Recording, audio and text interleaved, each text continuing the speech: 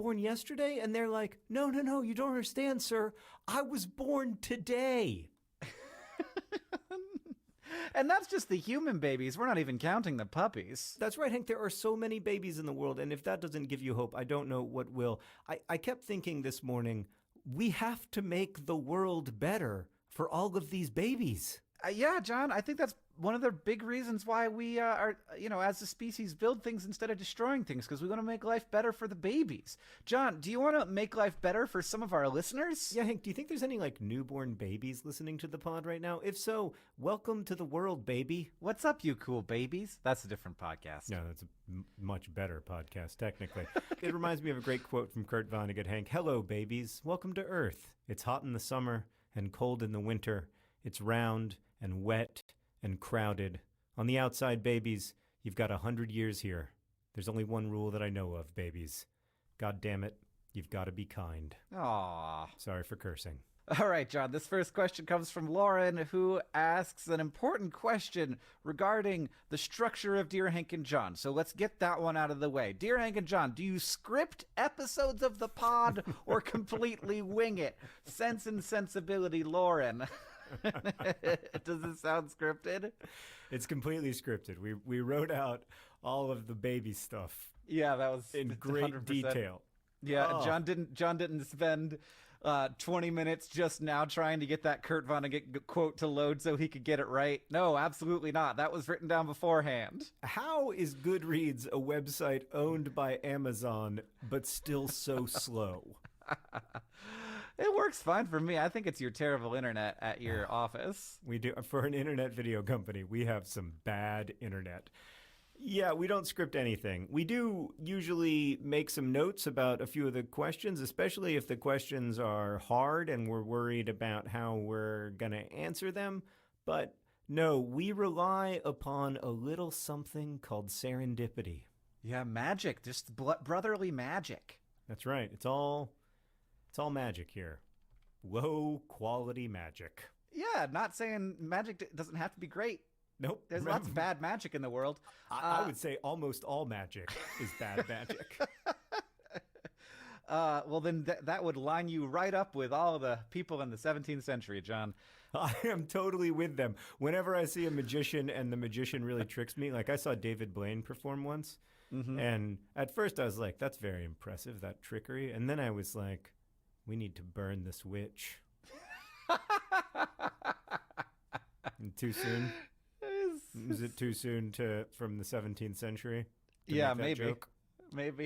I don't know. That is definitely the patriarchy still exists, John. It hasn't completely gone away. There's no question about that. But I wouldn't argue that David Blaine is going to take it down. I don't know. He seems to be capable of a lot. The other thing about David Blaine's performance is that while he was I'm just remembering this. I'm sorry. While he was immersed in a large tank of water for 9 minutes, ostensibly setting the world record for number of minutes a person has held their breath, there was a cocktail party going on at this event that I was at. And so everybody was just sort of chatting amiably while David Blaine's hype man was trying to get people to pay attention to the fact that David Blaine was stuck inside of a water-filled container. Oh, because he was in there for 17 minutes. This is a fact that I know. Don't ask me why.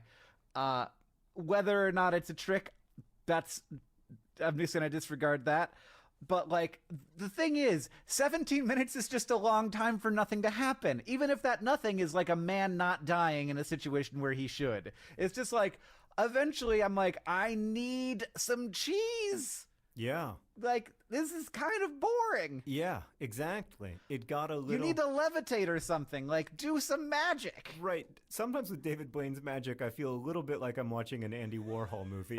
I get that this is proper art and everything, but I like it when events occur. But anyway, to the question, we do read all the questions beforehand. I try to have something in my brain that's oh, I have something that I can say about that question. And then we mark it 2 different colors for when Hank likes it and John likes it, and then we tend to answer the ones that both Hank and John liked. That's right. That's exactly it. John, did you know that this week we received our 50,000th question in the inbox? Wow. And we've answered like 600 of them. I know. I feel bad about it.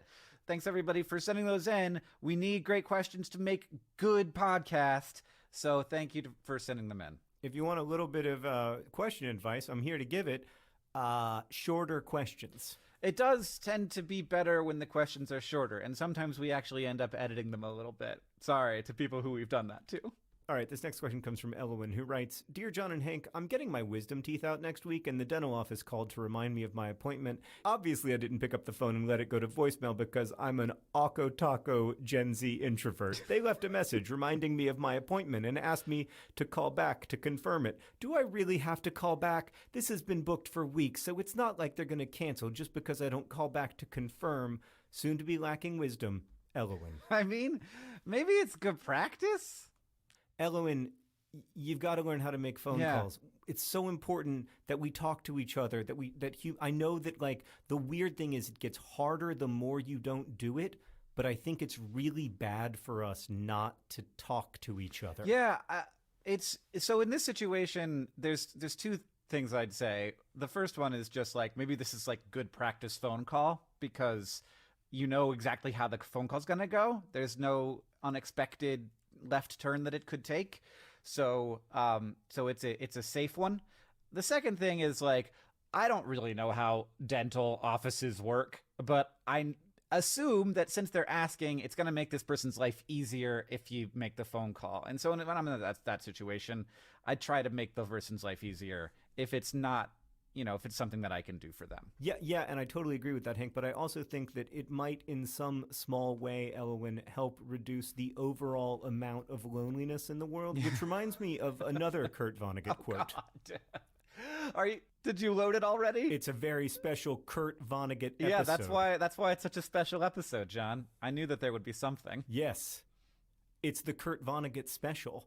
Vonnegut once wrote, "What should young people do with their lives today? Many things, obviously, but the most daring thing is to create stable communities in which the terrible disease of loneliness can be cured." Whoa. He wrote that in the 1970s, Jeez. But I think that is really, really true for 2018. I think that it comes down to a kind of like a signal of appreciation for the work that this other person is doing, and so hopefully, if it is an insurmountable obstacle, it is an insurmountable obstacle. But I think everyone involved would appreciate it if the phone call was made. John, also, I don't know if you know this, but I used to really not like getting poked with needles, and then I had to go get poked with needles every week for 6 weeks, and then for the rest of my life every 3 months, and now it's not a big deal.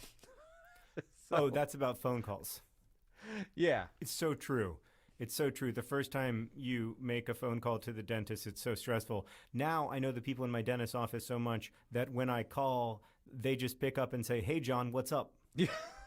Yeah, I mean, I have gone from being a person who was scared to order food at Wendy's to being a person who like has a rapport with the person at Wendy's, who like has met them. I'm gonna submit that your rapport with the person at Wendy's is not as good as you believe it to be. We just have very friendly fast food workers in Missoula, John.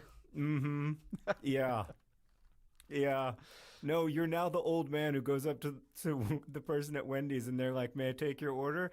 And you're like, "Yeah, but before you take my order, let me tell you about something that happened to me earlier this afternoon." That's not me. All right, Hank, what's the next question? This question comes from Emily, who asks, "Dear Hank and John, I'm applying for summer internships, and some job applications ask for my desired rate of pay or desired salary. As an engineering intern, I know I should be paid more than minimum wage, but as a millennial/Gen Zer, I'm 20 years old. You're solidly Gen Z, my friend. I just want a job, and I'm happy to ask for what I could get. How much money should I ask for?" Insert creative sign-off, Emily. Emily, this is so much easier now than it used to be. It's still really hard, of course, but it used to be like basically impossible. But now you can go to websites like Glassdoor and you can just kind of Google around and get a sense of what the starting pay is for companies like the company that you're applying to for jobs like the one that you're going to have. Yeah, and I also think this is such a weird. Like, how much would you like to get paid? And it's like the maximum amount. Like, how much do you have? Right. I would like to get paid 100% of what you have budgeted for this position. I would like to be paid $500,000 an hour. Is that an option? Right. Well, let's negotiate down from there. That maybe that's what you should do. I remember, I might have told this story before on the pod, but the very first time I got a full-time job, my boss, the person who's going to be my boss, wrote a number down on a piece of paper, literally folded the piece of paper and like slid it across the table to me. And then I unfolded the piece of paper and I was not able to contain my shock, glee, and like overwhelmed joy when I saw 27,500 on that piece of paper.